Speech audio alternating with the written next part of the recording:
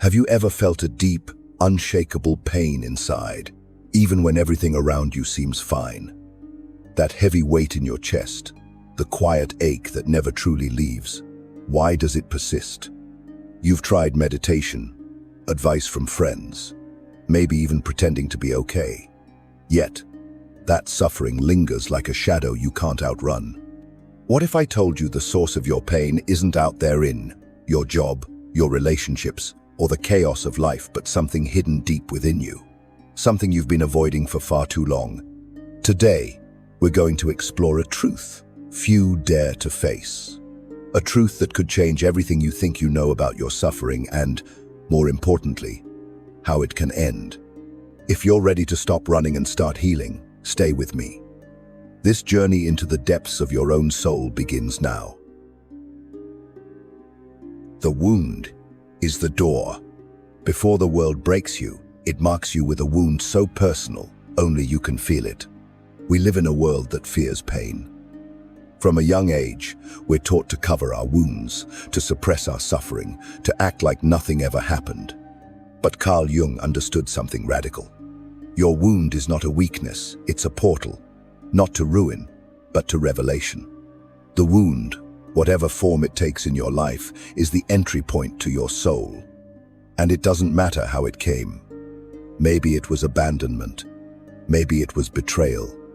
Maybe it was the quiet suffocation of never being seen for who you really are. It hurts, yes, but more than that, it speaks. It whispers truths we spend our lives trying not to hear. You were not born broken. The world shaped you, slowly, into something acceptable. But the wound interrupts that process. It doesn't ask for your permission, it cracks open the facade you've carefully built. And in that crack, in that agony, something powerful waits. Jung believed that healing doesn't come from avoiding pain, it comes from facing it, owning it, integrating it. Your wound shows you where you stopped growing, where you froze in time, where your real self got buried under survival strategies. And here's the secret. The wound isn't just a reminder of what happened. It's a compass pointing to where your deepest strength lives. Because only those who have suffered deeply can develop depth. Only those who have known helplessness can learn true power. And only those who have walked through their pain, rather than around it, can become whole. Your wound is not random. It is precise. It is intelligent. It is uniquely crafted to open you up if you have the courage to let it. The world will tell you to numb it, fix it, or forget it. But if you dare to enter it, to feel every inch of what it's trying to show you, you will emerge on the other side, reborn. Not fixed, not polished, but real. And in a world full of actors, being real is a revolution. Suffering, the true catalyst. When comfort ends, transformation begins.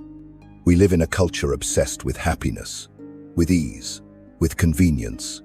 We chase pleasure like it's a god and flee pain like it's a curse. But Carl Jung saw through this illusion. He didn't worship comfort. He studied suffering and realized it was not the enemy. It was the guide. Suffering is not accidental.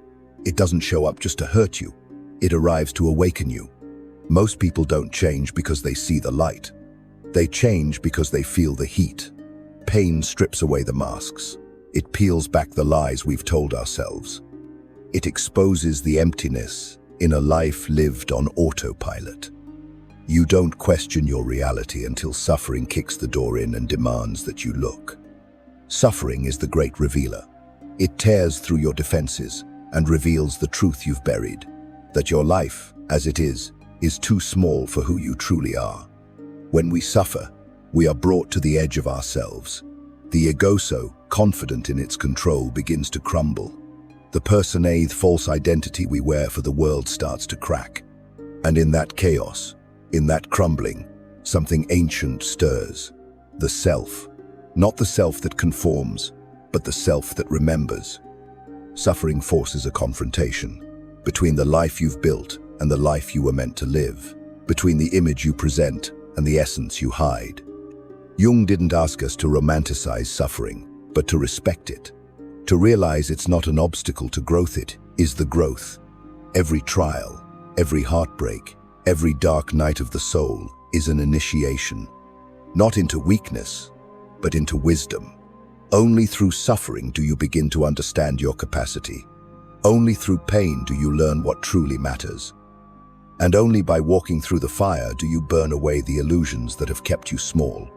Transformation is not a gentle process. It breaks you open. But in that breaking, a new form is born. Suffering doesn't destroy you. It unmasks you. And what's revealed beneath the pain is something indestructible. Confronting the shadow, the monster in the mirror.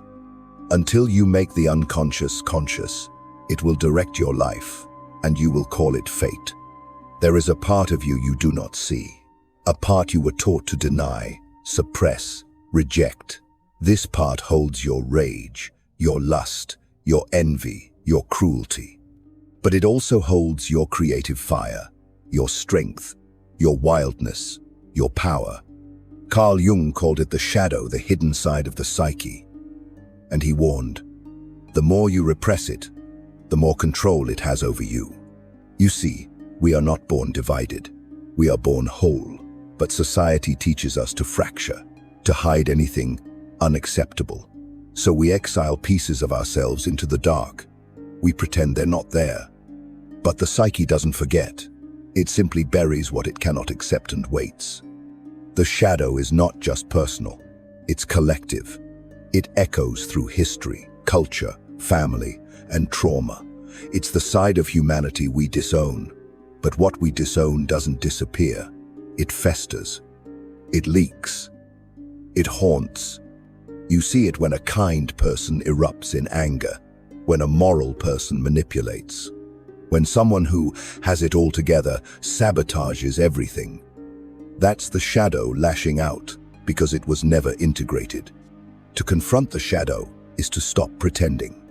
It is to walk into the mirror and see yourself not as the world wants you to be, but as you truly are, with flaws, with contradictions, with darkness. But here's the paradox. The more you face the shadow, the more whole you become. Because inside that darkness is raw energy, hidden gifts, repressed genius, buried instincts. The very parts of you that could make you unstoppable if you had the courage to embrace them. Most people fear their darkness. They'd rather play nice than be real. But the man who integrates his shadow doesn't become evil. He becomes authentic, dangerous, yes, but not reckless. He becomes someone who is no longer ruled by unconscious patterns because he's made them conscious. Jung said, one does not become enlightened by imagining figures of light, but by making the darkness conscious. In other words, wholeness is not found in perfection. It's found in the union of opposites. The shadow is not your enemy. It is your initiation. And until you meet it face to face, you will never truly know who you are or what you're capable of. The unconscious, the hidden king. In each of us there is another whom we do not know. Carl Jung. Beneath the surface of your thoughts, beyond the words, the logic, the routines of your everyday life, lies a vast, silent kingdom. A world older than reason, deeper than memory, more powerful than your conscious mind can imagine. This is the unconscious Jung's great ocean of the psyche. And it rules more of your life than you think. You believe you're in control, that your choices are deliberate, that your opinions, preferences, desires are your own. But what if they're not?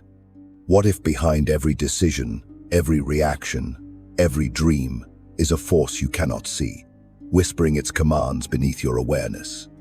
That force is the unconscious, and it is not passive. It stores every image you've ever forgotten, every experience you've never processed, every emotion you couldn't feel, every trauma you buried. But more than that, it is alive. It shapes your instincts, influences your relationships, crafts your identity. It sends symbols through dreams. It triggers impulses you don't understand. and it speaks the language of myth, archetype, and emotion.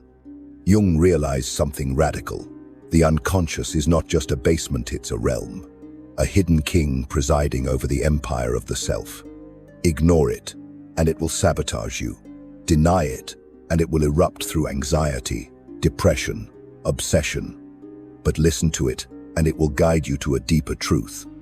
That's why Jung worked with dreams not as random noise, but as messages from the unconscious. He saw them as coded instructions for inner transformation, symbols carrying the weight of ancestral wisdom, clues to the mystery of who you really are. This is not mysticism. It's a confrontation with what you have forgotten about yourself. The unconscious is not chaotic. It has structure. It moves in patterns. It holds not just your personal memories, but collective ones, what Jung called the collective unconscious, the storehouse of human archetypes, myths, and primal knowledge. When you walk this path, when you begin to dialogue with this inner king, you will find that life becomes symbolic. Synchronicities increase. Dreams intensify. You're no longer a passive character. You're in the presence of something holy, something intelligent, something ancient. And here's the truth Jung knew. You are not one person. You are a kingdom. And the unconscious is your hidden king. Until you kneel before him, you will never sit on your own throne.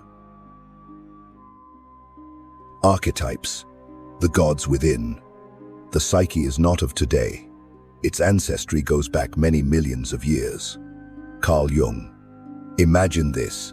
You are born into the world, blank and helpless. You don't yet know how to walk, talk, or think. Yet, somehow, you already recognize. You cry when you lose connection. You cling to a mother. You dream of monsters. You crave heroes. You respond to stories that were never taught. Why? Because inside you, before experience, before culture, before thought, there are patterns, blueprints, shadows of ancient truths. Carl Jung called them archetypes. They are not inherited memories.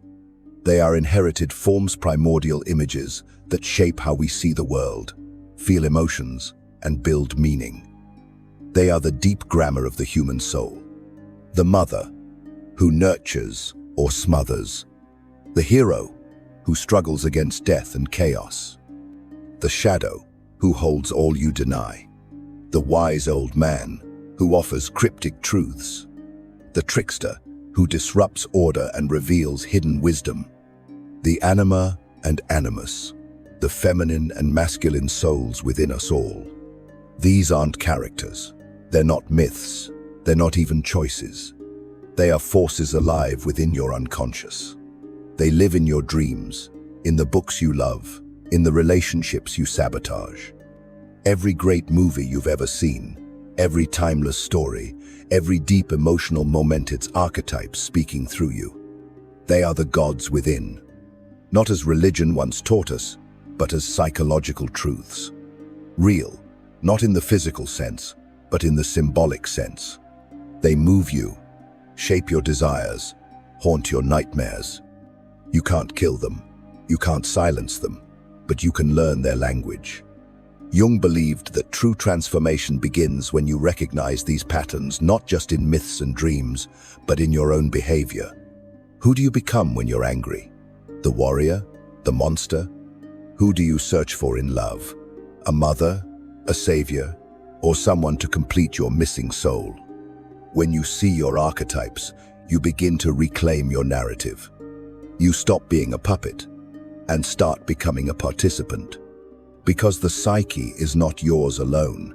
It is a cathedral built over thousands of years, and within its stained glass shadows walk the archetypes eternal, holy, and demanding recognition.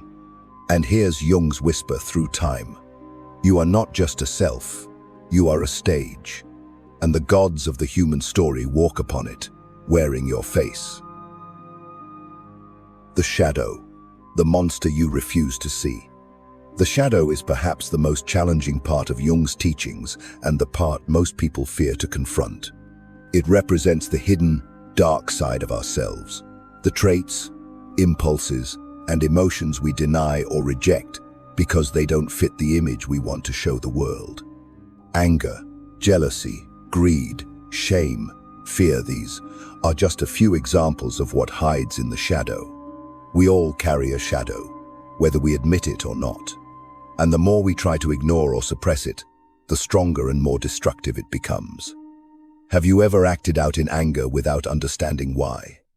Or sabotaged a relationship or opportunity for no clear reason? That is the shadow at work, operating beneath your conscious awareness. Carl Jung warned that, until you make the unconscious conscious, it will direct your life, and you will call it fate. In other words, if you don't face your shadow, it will control you, your reactions, your decisions, your life path without you even realizing it. But here's the key. The shadow is not your enemy.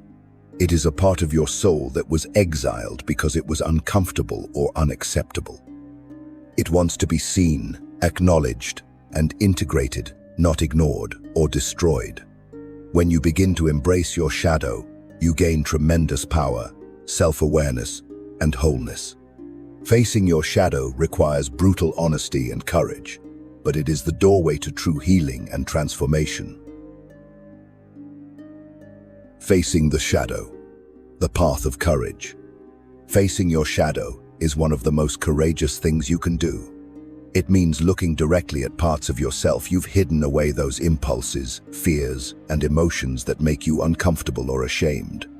This journey is not about perfection or denial. It's about brutal honesty and radical acceptance. Carl Jung taught that courage doesn't mean the absence of fear. Courage is acting in spite of fear. To face your shadow, you must step into your inner darkness with your eyes wide open, knowing you might uncover truths you didn't want to see. This is not an easy path. Many people avoid it because it forces them to confront their own flaws, mistakes, and pain. But courage is exactly what leads to healing. When you stop running from your shadow and start listening, the unconscious begins to speak. You'll notice your body's signals, tightness in your chest, unexplained fatigue, or anxiety that your mind has long ignored. These sensations are messages from your soul, begging for attention and understanding. Practical steps to face your shadow include deep writing, journaling your hidden feelings without judgment, and seeking therapy or a trusted guide who can help you interpret your unconscious signals. This is about presence, not escape. It requires patience, compassion, and persistence. Remember, the path of courage is not a one-time event. It's an ongoing journey. Each step you take toward embracing your shadow is a step toward becoming whole, free, and authentically yourself. The role of pain, a portal to transformation. Pain is often seen as something to avoid at all costs, a nuisance that interrupts our happiness. But Carl Jung invites us to see pain from a radically different perspective. Pain is not the enemy. In fact, pain is a messenger, a portal to transformation. It signals that something within us is broken, misaligned, or neglected, and calls us to pay attention. When you resist or try to eliminate pain through distractions, addictions, or denial, it doesn't disappear, it lingers and often intensifies. This is because pain is the language of the soul, expressing what words cannot. Every ache, every sadness, every moment of anxiety carries a message, a hidden meaning waiting to be uncovered. Think about your life's most profound changes. Were they comfortable? Most likely not. Real growth happens in chaos, in discomfort, and in facing what we'd rather avoid. Jung said suffering must be experienced fully to be transformed. Avoidance only prolongs the struggle. By learning to listen to your pain, you start to understand the deeper parts of yourself that need healing. Pain becomes a compass that points you toward authenticity and wholeness. Instead of fearing it, you learn to welcome it as an essential part of your journey.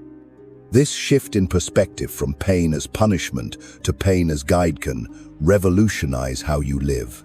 It invites responsibility and courage, but with it comes the possibility of true freedom and transformation. The process of individuation. becoming whole. Carl Jung described individuation as the journey of becoming whole, not by adding new parts, but by reclaiming the parts of yourself that you have lost or rejected. It's about embracing every piece of your being, your light and your shadow, until you stand as an authentic, integrated human being. This process isn't about perfection or becoming someone special. It's about becoming truly yourself. Individuation begins when you stop running from your inner truths and start to face them honestly. It means no longer hiding behind masks or pretending to be someone you're not. Instead, you accept your fears, your anger, your vulnerabilities, and yes, even your flaws. This acceptance does not weaken you, it frees you. You move from living a fragmented life to a life where all parts are connected and honored. This path is challenging and often uncomfortable because it asks you to confront the deepest wounds and the darkest corners of your soul. But it is also profoundly healing. As you integrate these hidden parts, the internal conflicts that caused suffering begin to dissolve. You become less reactive and more grounded, more compassionate toward yourself and others. At its core, individuation is a process of self-discovery and self-acceptance. It's the moment when you realize you don't need to hide your pain or pretend to be whole. Instead, you find strength in your wholeness, and through this, you gain true freedom, the freedom to live your life as your authentic self. Living with awareness and responsibility. After the deep inner work of facing your shadow and going through individuation, the final step is learning to live with awareness and responsibility. This means no longer allowing life to happen to you passively, but choosing to live consciously every single day. It's about waking up from autopilot and seeing clearly who and what truly serves your growth and who or what holds you back. Living with awareness requires honesty. It means recognizing your triggers, your patterns, and the ways you might still be running from uncomfortable truths. But more importantly, it means acting differently because of what you've learned. Awareness without action is just knowledge. It doesn't change your life. Responsibility is the willingness to own your life, your choices, and your healing. It means no longer blaming others, circumstances, or your past for where you are now. Instead, you accept that you are the creator of your present and future. This is not about guilt or shame, it's about empowerment. Carl Jung taught that individuation is a lifelong journey, and living with awareness and responsibility is the ongoing practice that keeps you aligned with your true self. It asks you to be brave, to say no to what drains you, and to say yes to what nurtures you. It's about setting boundaries, making conscious decisions, and showing up fully for your life. Ultimately, this way of living transforms your suffering into wisdom, your pain into power, and your journey into a purposeful existence. It's the choice to live a wakefully human, fully alive, and fully free. Don't miss what's coming next. Hit that subscribe button now and join me on this path to healing and self-discovery.